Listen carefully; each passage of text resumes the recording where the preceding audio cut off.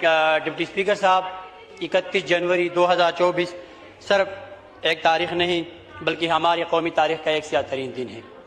یہ وہ دن ہے جب ایک تعلیم یافتہ باکردار اور باہمت نوجوان کو ہم سے چھین لیا گیا۔ وہ نوجوان جو ایک مظلوم، محروم اور بے بس قوم کا آواز تھا، اور صرف ایک فرد نہیں تھا، ایک سوچ، ایک امید اور ایک حوصلہ تھا۔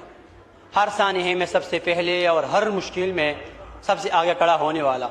جناب اسپیکر، جب دنیا کرونا جیسے خطرناک وبا کے خوف میں گھر تک محدود ہو گئی تھی تو وہ نوجوان اپنی ٹیم کے ساتھ میدان میں تھا، اپنی جان کی پرواہ کے بغیر خالص جذبہ خدمت کے تحت قوم کا خدمت کرتا رہا۔ جناب اسپیکر، وہ ہر مشکل میں، ہر سانحے میں اور ہر آپت میں وہ اپنا بے سہارا قوم کا سہارا بنا۔ وہ قبائلی نوجوانوں کا آخری امید تھا، ان کا نمائندہ، ان کا سہارا اور ان کا آواز تھا۔ جناب اسپیکر، 8 فروری کو اس معزز دیوان میں آ کر آپ نے قوم کا مقدمہ لڑنا چاہتا تھا، لیکن افسوس اس ایوان تک پہنچنے سے پہلے 31 جنوری کو بے دردی سے شہید کیا گیا۔ جناب اسپیکر، میں شہید ریحان زیب خان کی بات کر رہے ہو۔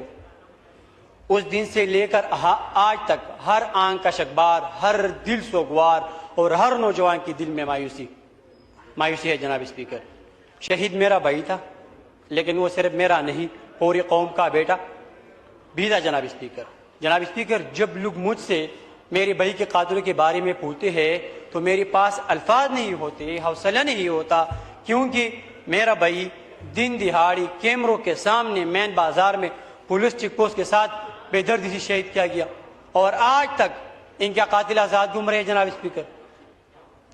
اسپیکر، یہ صرف ایک قتل نہیں، یہ انصاف کے نظام کے لیے ایک سوال یا نشان ہے۔ جناب اسپیکر، وائنڈ اپ کریں۔ اسپیکر صاحب ایک منٹ، میں وزیر اعظم پاکستان اور صدر پاکستان کا انتہائی مشکور ہوں کہ انہوں نے میری شہید بھائی ریحان زیب خان کی خدمات کے احترام میں ان کو پاکستان کی اعلیٰ سول ایوارڈ کے لیے نامزد کیا گیا۔ یہ میرے لیے اعزاز کی بات ہے، لیکن اسپیکر صاحب، قوم کا آج بھی وہی مطالبہ ہے کہ پہلے انصاف پھر ایوارڈ۔